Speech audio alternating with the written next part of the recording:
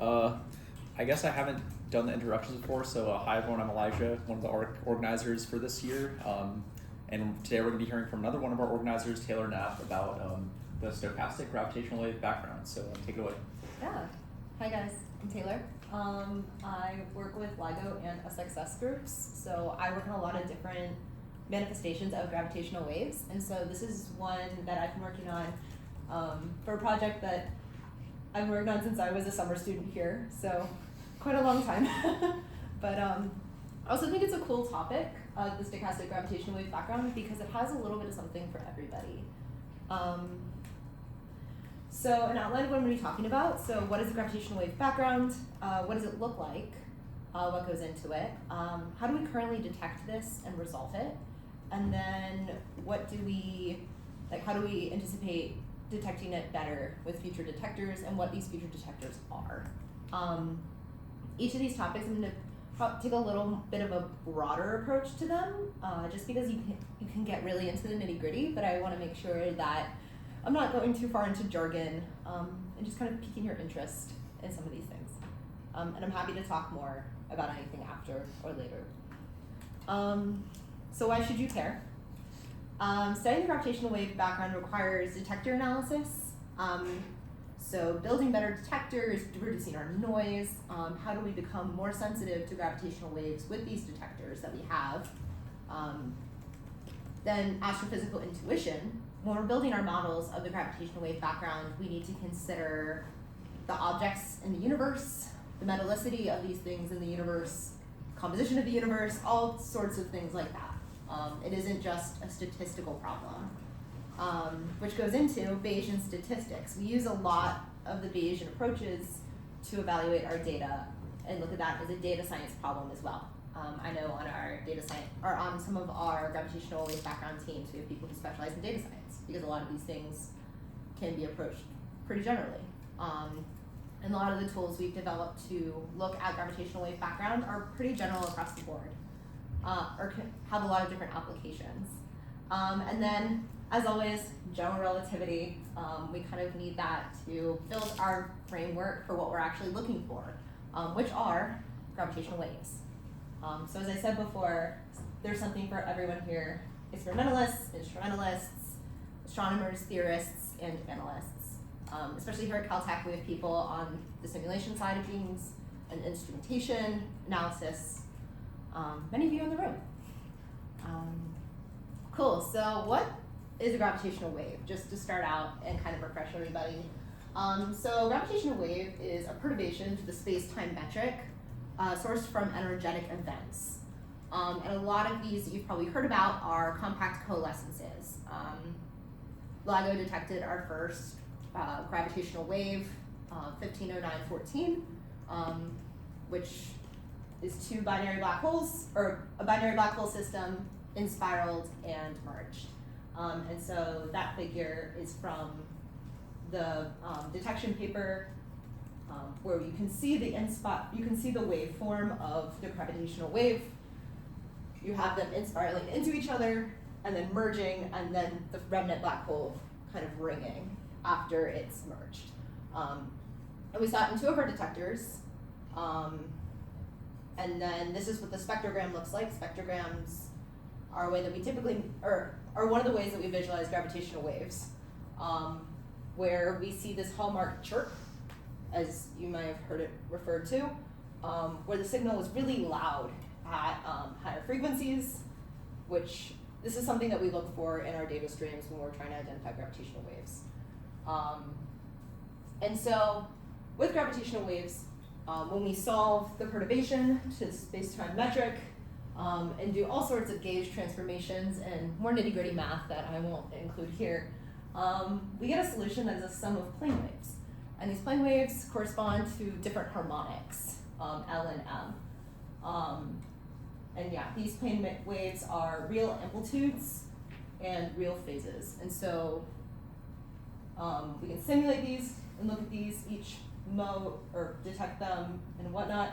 And every mode kind of has its own meaning, which is something interesting that a lot of people are looking at. Not me, but other people.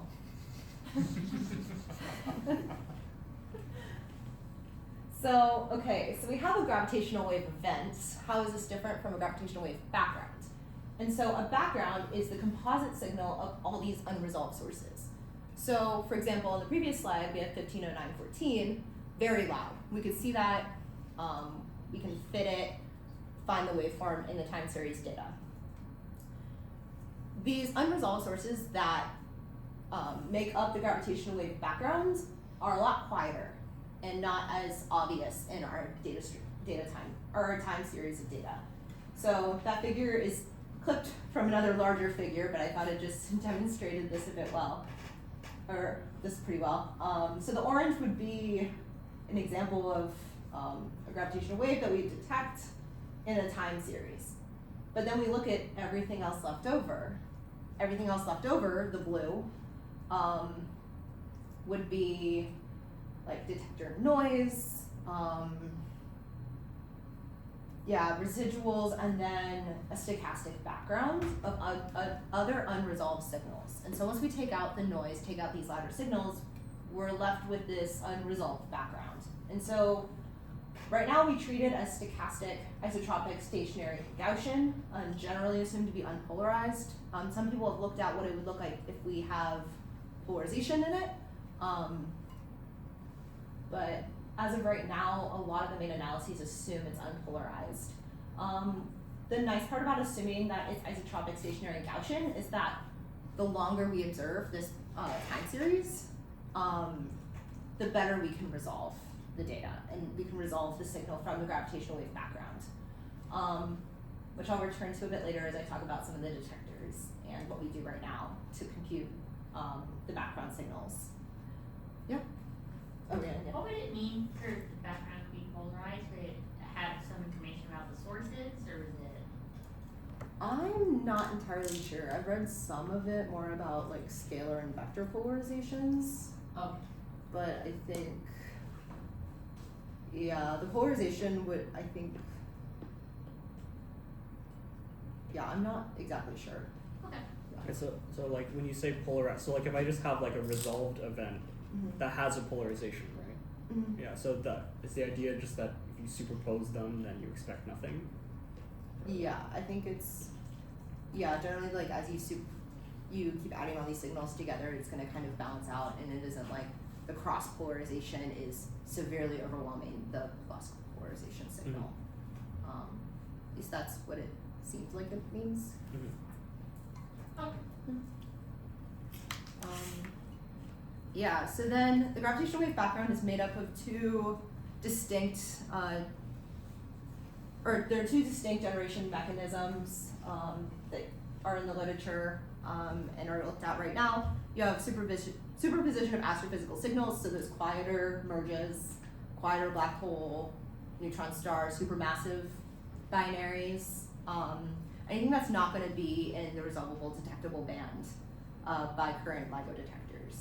And then cosmological and primordial sources, which are going to be your inflationary era vacuum fluctuations, phase transitions, and nonlinear phenomena. And we can learn a lot about the early universe from these particular contributions to the background, making them pretty interesting astrophysically.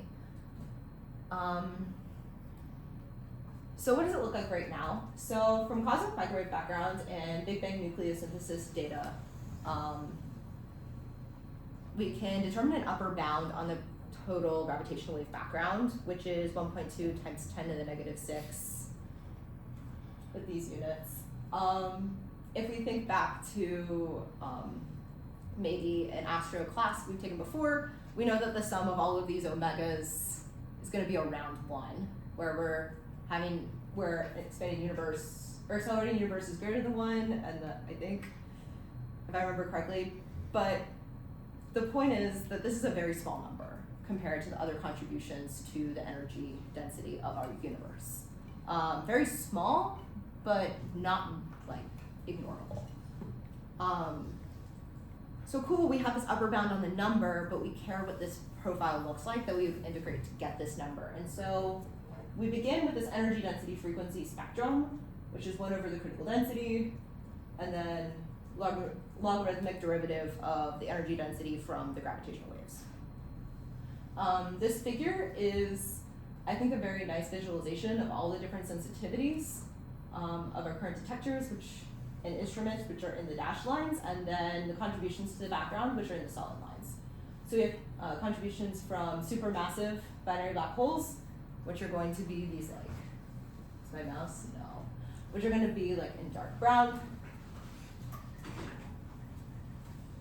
This segment right here. And then you have your cosmic strings, which are going to contribute to that pink. First order phase transitions, which are going to be this very drastic turnover. Stellar mass CBCs, which are going to be those quieter signals I've talked about before in yellow. And then inflation contributions, which are going to be in blue. So very, very tiny frequencies for those. And we see that right now, if we're with current LIGO detectors, we're over here in this purple dashed line. As sensitivity increases, if we look at just that detector alone, we'll start to detect CBC and cosmic string contributions. So, and then if we start adding in LISA and PTA, we'll see these supermassive binaries, and then the first order phase transitions, and even more of what the CBC background could look like. So as we're getting these more sensitive detectors, it's important to understand all the different contributions and what the signal shape could look like.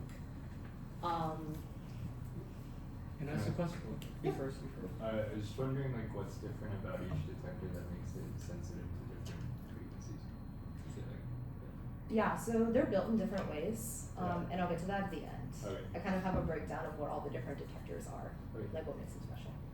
Yeah, can I ask? So some of these things are like kind of speculative, of course. Yes, yeah. So how do you draw lines like cosmic strings when you don't know how many there are? Is there some like assumption for how many there are, something like that? Yeah, so there's theory that goes into what we would suppose it looks like, and also as we detect things, or as we run our detectors and we don't see anything from, for example, cosmic strings, we're like, okay, well they can't be greater than 10 to the negative 8 for a LIGO detector sensitivity, and so we can kind of rule out these areas of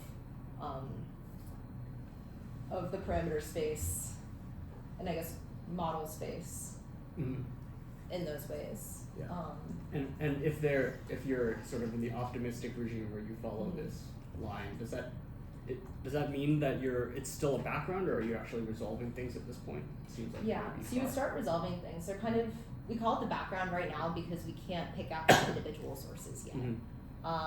But as things get better, we'll be able, and we're like, oh, this is the first order phase transition or the cosmic string contribution. It'll just become that, sort of like how we say we have a specific binary event. Mm-hmm. Yeah, more. Yeah. All right. So, Totally.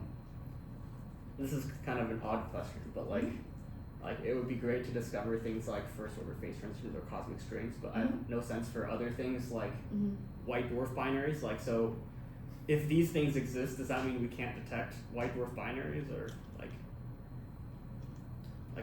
would this be like, yeah, I guess. Could this be noise for things which I might find interesting?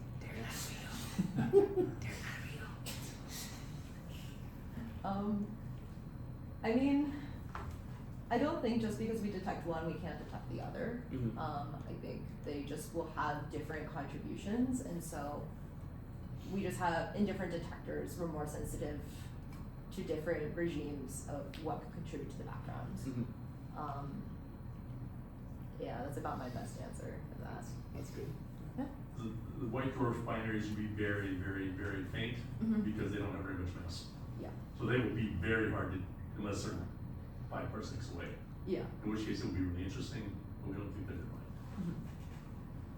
Like, don't we have much more of them in our galaxy? Oh, they're all over the place. Yeah. But they're just very small. They're very faint. They're not very bright. Too faint, even if we have enough number of them within our own galaxy. Lisa does affect to see 10,000 of them. Right, Yeah. which was what Yeah. was what I was asking about. Yeah, and many of them will be resolvable, many of them will form a background that will be problematic. It will be one of the noise sources in Lisa will be the white dwarf background, so. And they're lower frequency, which leads is better. Exactly. So light doesn't see slow stuff. Cool. So do not be scared. There's math on the next slide. So I guess for the more mathematically inclined now, calculating the gravitational wave background of what we expect it to look like and what right now, from an astrophysical standpoint, we put into it.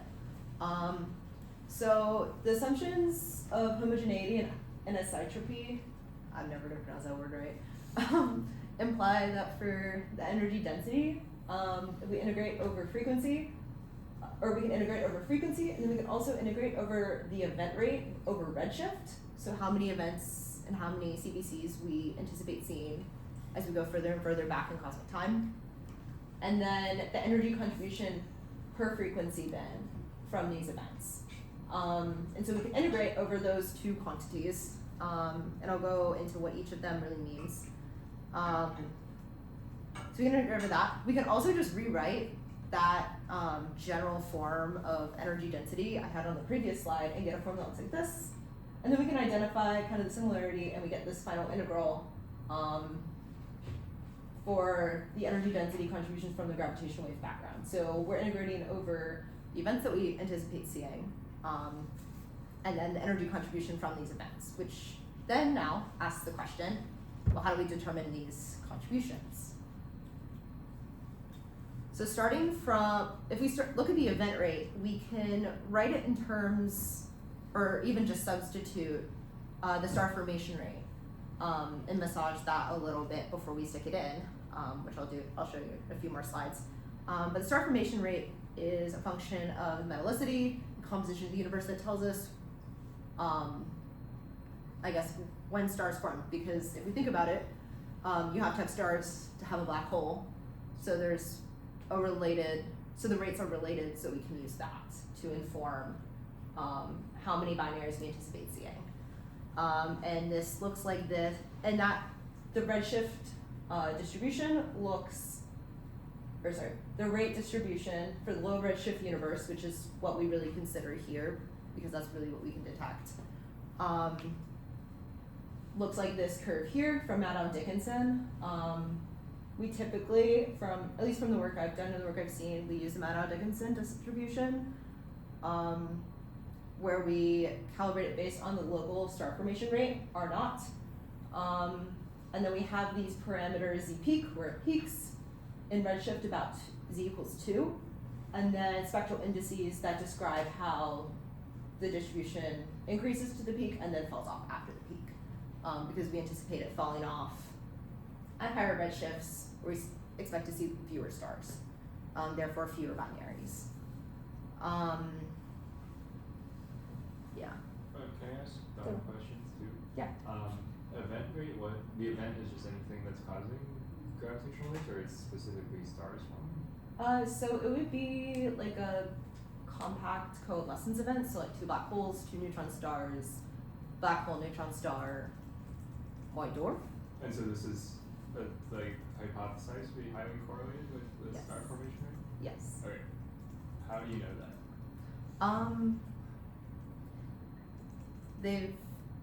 There's a paper somewhere that really goes into depth Okay. with the comparison, and it's been a while since I've read that, so I Okay. don't want to misquote it. Yeah.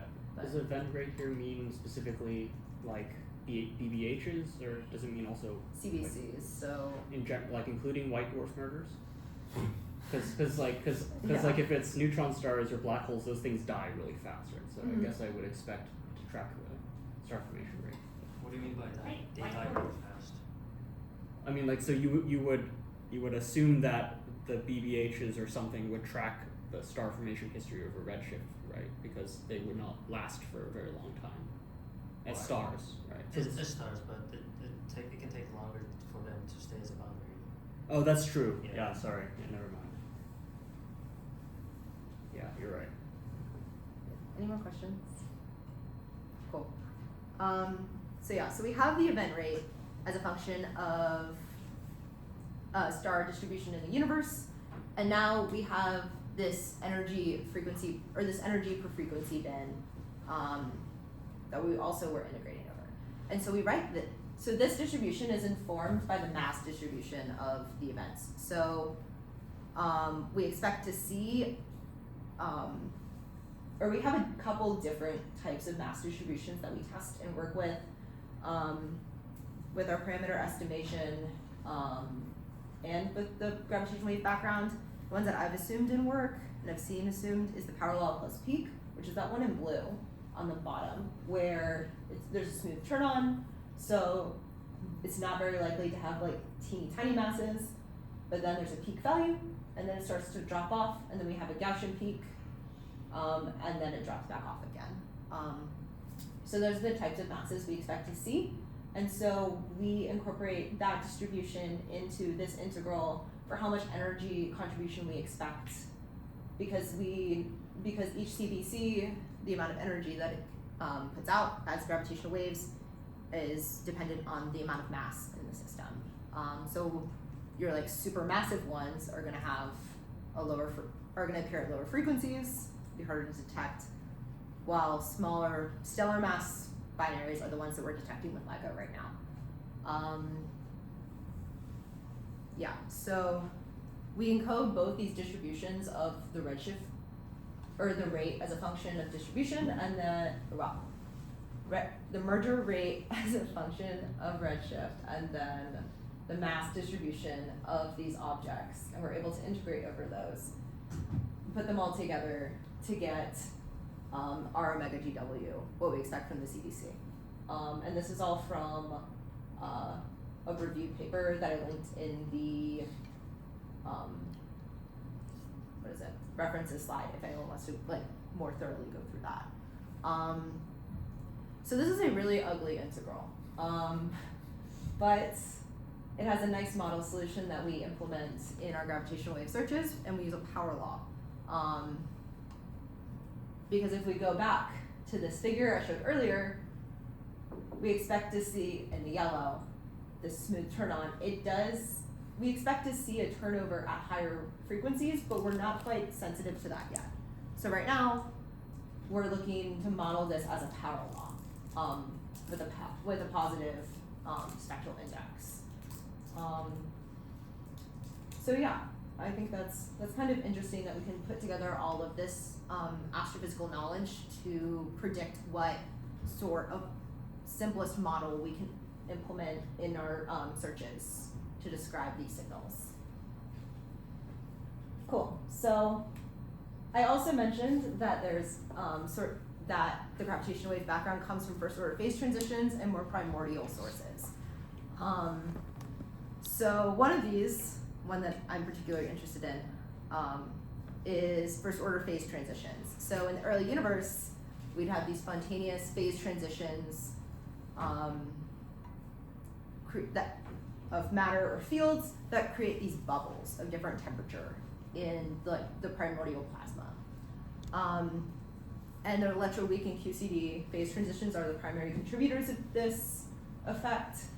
So basically these bubbles of different phases will grow and move around and bump into each other and move through the cosmic plasma. And so these bubble collisions create shock waves in the plasma that contribute gravitational waves. Sound waves from the expansion of the bubbles in the plasma is one of the greatest gravitational wave contributors from this source. And then you also have turbulence from the bubbles moving around in the plasma. So from this, we expect to see a broken power law, a smooth broken power law, which is going to be that gray curve from a little greater than 10 to the negative 8 frequency or 10 to the negative 8 hertz to about 10 to the negative 2 hertz. So we expect to see with LISA a pretty distinct turnover that we can describe and fit these various parameters in the broken power law form. I think this is a nice example because it motivates that we're going to see, or we hope to see in the background, signals that tell us about the formation of the early universe and what's going on, as well as something that we can fit that's a little more complicated than just a power law. And this comes up quite often in different proposed sources of gravitational wave backgrounds. They'll start with something a little more simple, and they'll be like, well, what if we add a turnover to it, or we add a feature to it? But yeah. Can I ask another dumb question? Go for it. Is there like a reason why you from physics, and whatever Big Bang expansion, that like you would expect this to be a broken parallel, or is this purely from observation? I think we expect a contribution from a certain frequency. Yeah.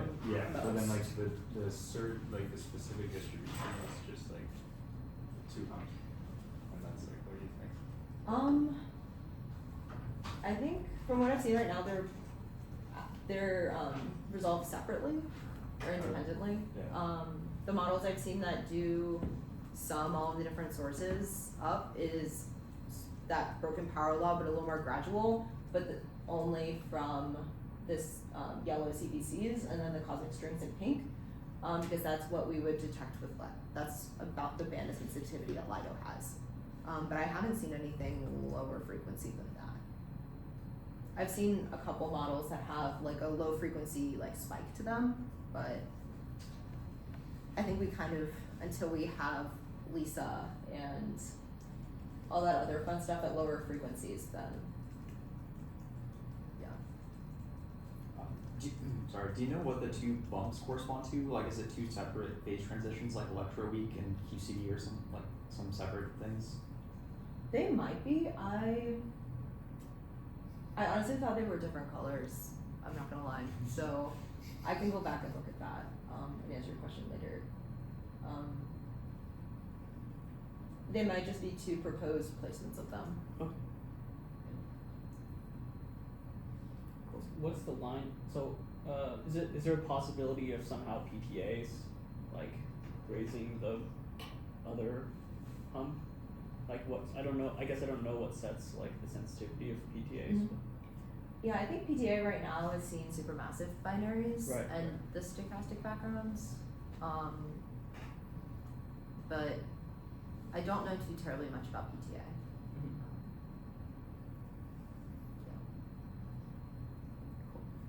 What's Planck? Planck telescope. Oh, the Planck telescope. Yeah. Yeah. I don't know anything about Planck telescope, except that they sometimes give constant values. What I say.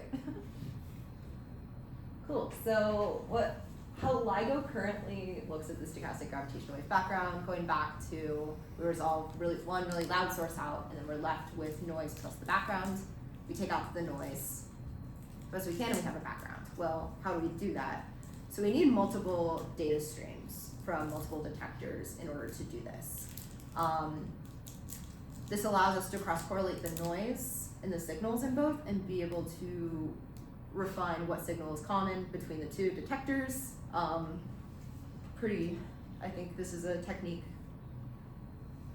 that's pretty common in physics, but so we cross-correlate by frequency bin with multiple chunks. The signals in two different detectors, the S is up there in the frequency domain. And then we divide by the overlap reduction function, which is a function that describes the relationship between the two detectors. It encodes their angle offset between each other, how much the sky they're sensitive to, more of a geometric quantity. And then S naught is going to be a normalization, such that we get the answer we expect if we don't have any noise. And then we divide by the observing time. And so by dividing by the observing time in that C hat quantity, the longer we observe, the better we're able to resolve our data, because it is assumed isotropic, Gaussian, stationary. Longer observation, we can refine our data better. And then we can calculate a signal variance, which uses a lot of the same quantities as is cross correlation, but we weight it by the noise curve or the power spectral density, or the sensitivity curve or the power spectral density in each of the detectors. So for example, if we're using LIGO Hanford and LIGO Virgo, we would use each of their sensitivity curves in each of their data streams and use that to calculate the stochastic background that's similar in both of those detectors. Yeah. So then, using this method, it'll get rid of any noise that's like coming from the sensor, right? But if there is a physiological phenomenon that is just too small for you to pick up and you're considering it as part of the background, and both sensors measure that, this would not remove that. Is that right? No. Okay. Alright, cool. But yeah. So from there we get these curves that look like what we see on this side like this, and then we resolve it into the various components. Yeah, so as I said before, more continuous observing time reduces the variance and reduces how much noise is in this data stream that we're observing. So then after that, we use Bayesian statistics to look at what different population distributions could look like. So we will input priors on what we expect to contribute to this background. So for example, star formation rates, we can put that in and be like, hey, we expect the distribution of sources to look like this. And then we sample from a distribution like that, we sample from what a mass distribution would look like, and then that helps us produce some of these supposed background curves. So for example, if we're sampling from this teal curve down here, the Maddow-Dickinson curve, we're expecting to recover some sort of gravitational wave background signal from binaries that looks like the teal turnover on the right. But if we sample from something else, a UICB curve, which is a little shallower, we expect to get a background that looks like the pink. And so using what we detect to reinforce our assumptions, and then using our physics intuition, we sample from these distributions to produce what we would expect these curves to look like, and then we compare them to our data. A lot of this sampling is done with Markov chain Monte Carlo simulations, so stochastic sampling. And then, yeah, we input physics-informed priors, and then we get some posterior distributions on the range of what we expect to see.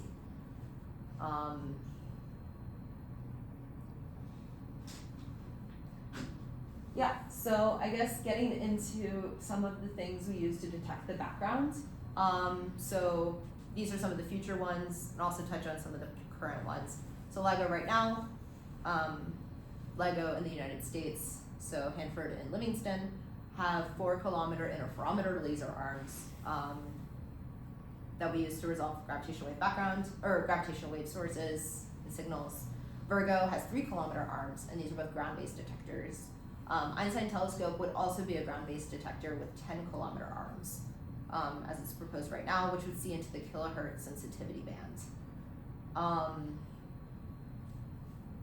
Yeah, what we expect to see are more of these stellar and intermediate mass binaries, the in-spiral phase of binary neutron stars, which we're not currently very sensitive to. And then as always, with higher sensitivity, we want to continue to test GR, make sure that what we're deriving as models for our gravitational waves is correct, and what we're detecting is correct. And I just learned this today, but it's apparently going to live on the border of Belgium, Netherlands, and Germany. So another one in Europe, because Virgo is already in Italy. Yeah. Do longer arms give you sensitivity to lower frequencies or higher frequencies? Lower frequencies, I believe. Yes, yeah, lower frequencies. Yeah, think of like if you had a laser that was this big and a tiny perturbation to that versus a really, really long one, a tiny perturbation to that.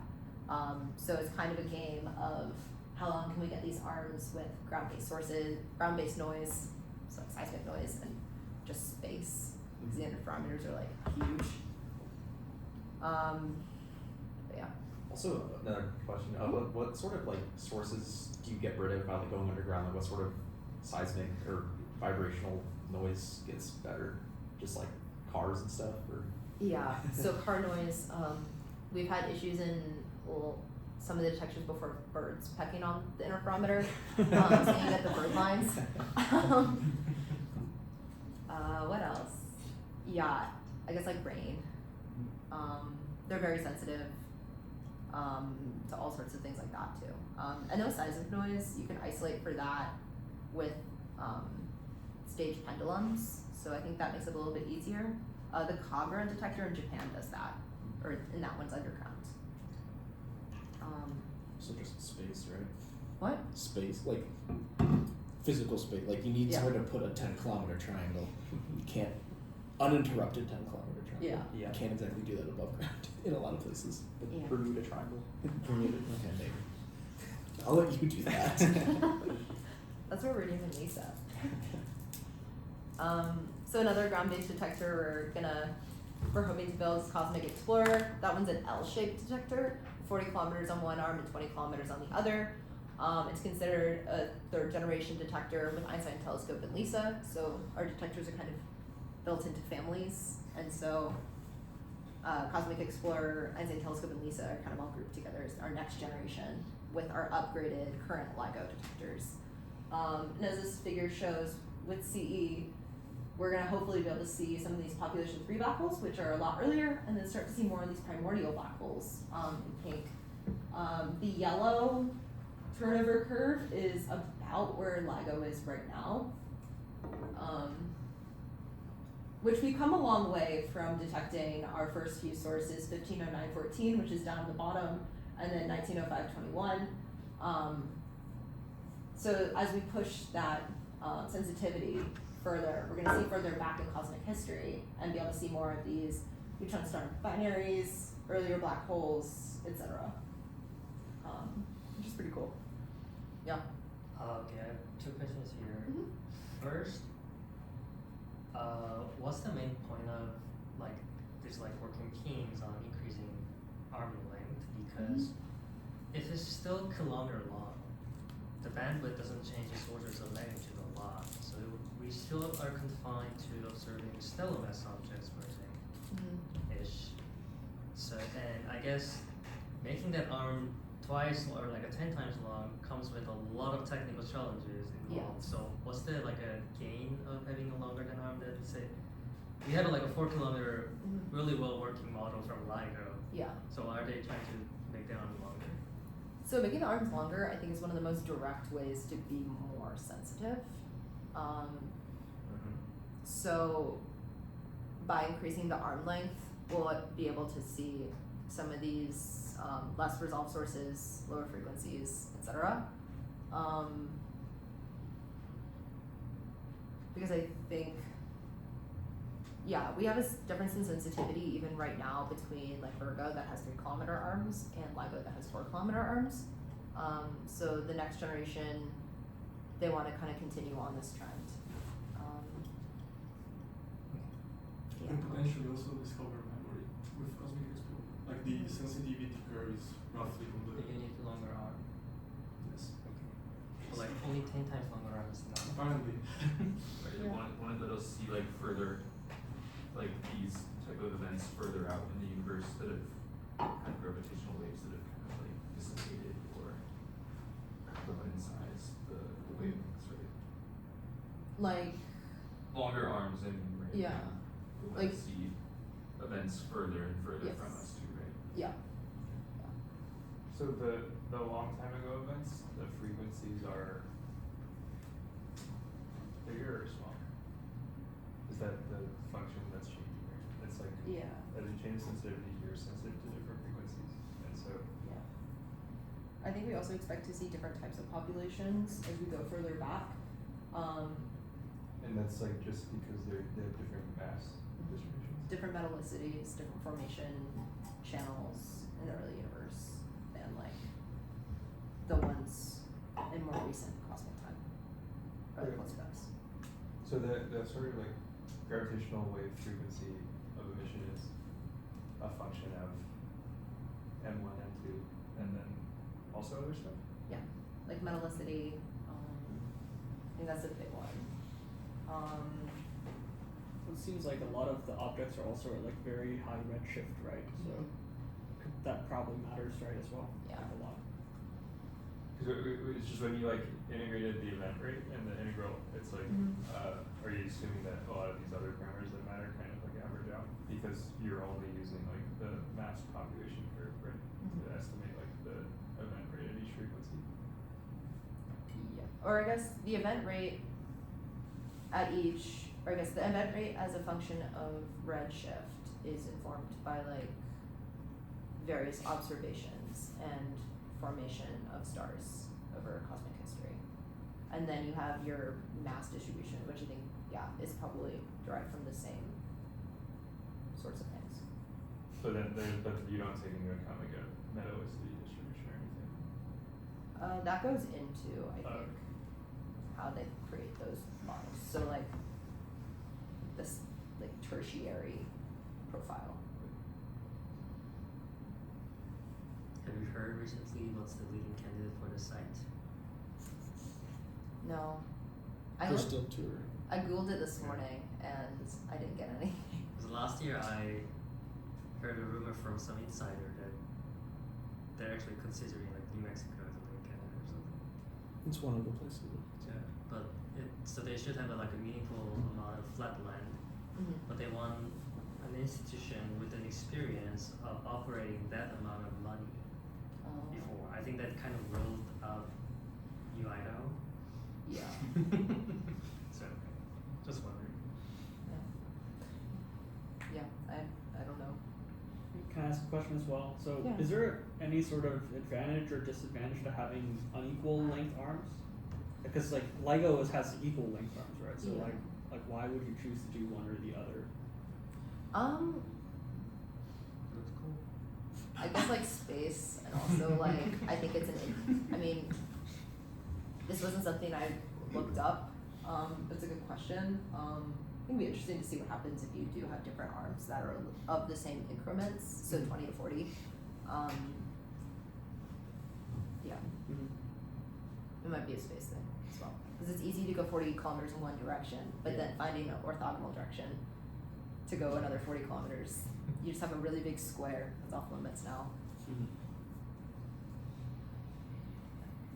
So yeah, then I guess we also have LISA, which is going to be a space-based interferometer planned to launch in 2035. 2.5 million kilometer arms, because they're going to be three free-floating stations that follow the Earth on its orbit around the sun, and they'll have lasers in between each of the three stations. So this, as I said before, space-based. And the test masses are going to be these free-floating gold cubes. Yeah, so this will be commissioned for 4 years of observing, which is a pretty long time. And as we saw before, increased observing time, better detection for gravitational wave backgrounds. We had a LISA Pathfinder mission recently that was successful, and so they're proceeding with LISA.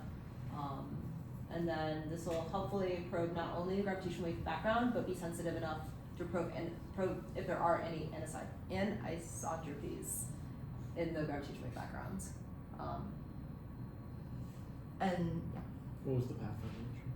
What? What was the Pathfinder mission? They What is sent up a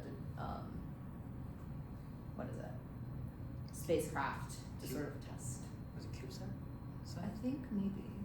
I don't know too much about the Pathfinder. I just know that it came back. So. Did it come back? Or not came back, but like the results of it were positive. Yeah. So I guess the final thing I'm going to talk about is pulsar timing array. A lot of the gravitational wave background discussion I've done so far is with laser interferometry, with the different sized arms, and looking at the time series from the gravitational wave passing through these lasers, and then cross-correlating different interferometers to reduce the noise and look at the signal. A different approach is the pulsar timing array, which is a mapping of millisecond pulsars across the sky, shown in this map here, from the three observatories' very large array, BLA Arecibo, which is not working anymore, and then the Green Bank Telescope. So yeah, a millisecond pulsar will rotate hundreds of times per second, making it a very precise cosmic clock. So we analyzed their arrival times of their periods to look for gravitational waves. So when we detect their periods, we should see something very, very regular. If we superpose each of these periods and look for differences between them, and then we cross-correlate the different pulsars with each other, we can resolve gravitational waves in that way. But yeah. a lot of this hinges on the fact that a pulsar is a very reliable cosmic clock, other than a couple effects that we can correct for in our analysis. So I guess the way that we look and quantify detecting the gravitational wave background with pulsar timing array is the Hellingsdowns curve, which is down here on the right. So this measures the residual of the pulsar timing, so the residual of these periods of the pulsars versus their angular separation on the sky. If there was no gravitational wave background, we would have a flat line. So that would be the solid line in black at 0 correlation. However, we see this curve in the dotted line. Well, the dotted line is the derived Hellingsdowns curve that we expect to see if there is a gravitational wave background, and the blue dots are detected correlation strengths with or from the PTA. And in the 15-year data release, they actually did confirm that there is a gravitational wave background, which is very cool. So it should have a quasi-quadrupolar signal shape if the gravitational wave background exists, and it does.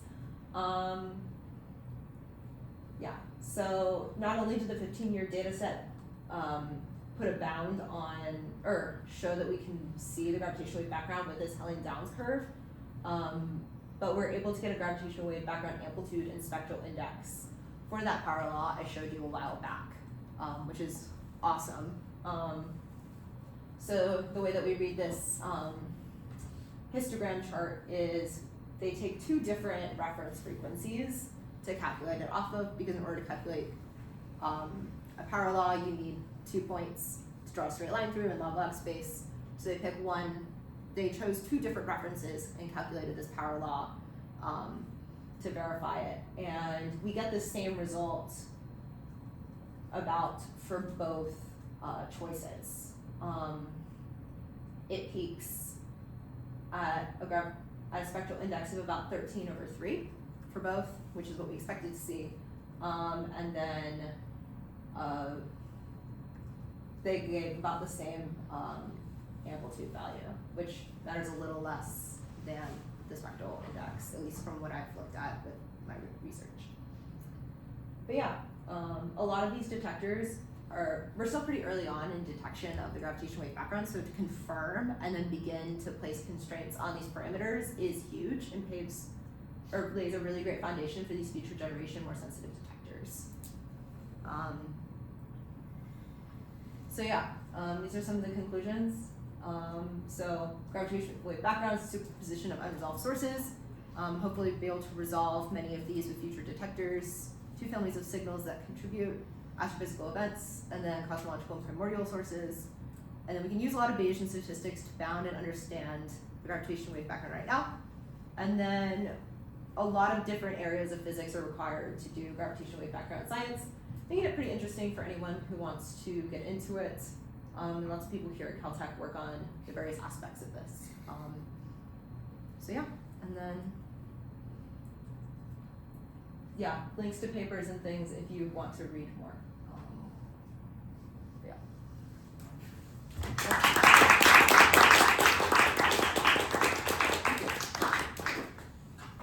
Any questions? I appreciate. So you showed like a Hellingsdowns curve, which shows like you expect there to be some correlation strength as you change the separation angle between pulsars, and then so one thing as you were talking about LIGO before, like the size of the arms obviously probably controls the frequency of the things that you can observe.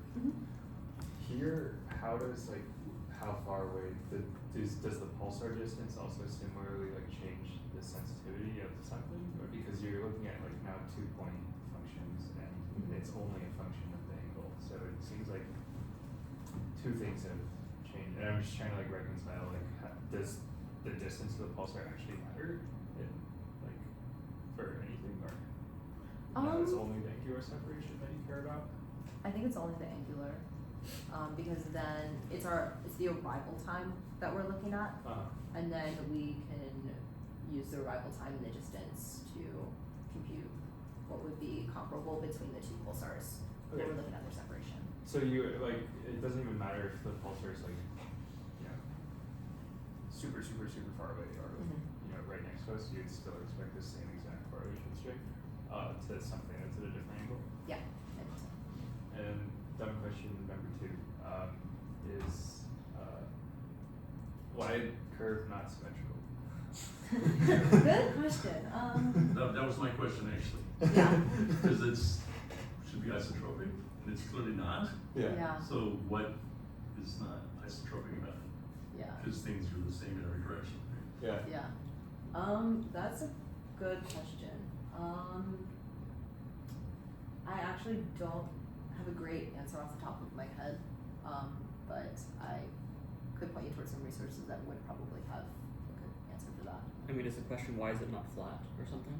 Like this? No, like why No, like, why is is it 180 like- why is 180 lower than 0? Yeah.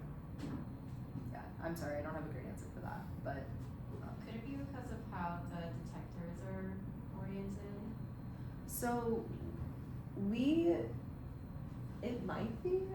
We don't use interferometers to do pulsar timing. We use the observational data from telescopes, radio telescopes, to look at these.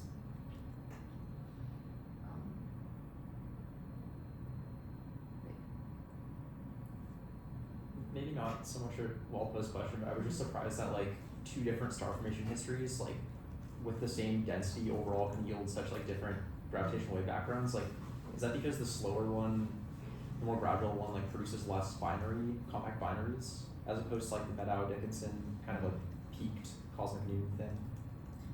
Yeah, so I think it changes where in the frequency domain the contribution is coming from. So if you're having them from higher redshifts, they're gonna have a smaller contribution, so you're gonna, or they have a smaller contribution or a different frequency contribution, so it wouldn't be peaked as high, it'll be brought down a little bit, as we're seeing. If we're shooting binaries out to higher redshifts, we're seeing less of them than if we had more of them concentrated at like a redshift of 2. Right, but actually maybe I'm misremembering. I thought the Meadow-Dickinson star formation, which like happens more early times, gave you like a stronger background than the more gradual recent times one, which is kind of like the opposite of what I might have thought. Or I guess the Meadow-Dickinson does have a louder background. Yeah, just like more like a higher peak. Maybe more binaries forming or something. Yeah, I think they're also closer to us, so they're just slightly louder and also more recent in formation history. Yeah, that's about as deeply as I understand things.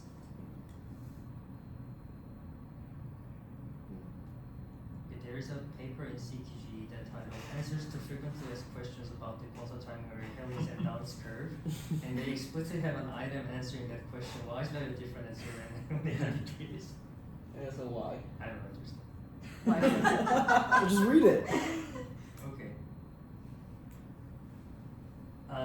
They kick in as some kind of different denominator in some integral thing. And I think this seems like related to the antenna pattern function of a detector or something. It's algebraic answer, unfortunately. Any other questions? Not, let's thank our speaker again.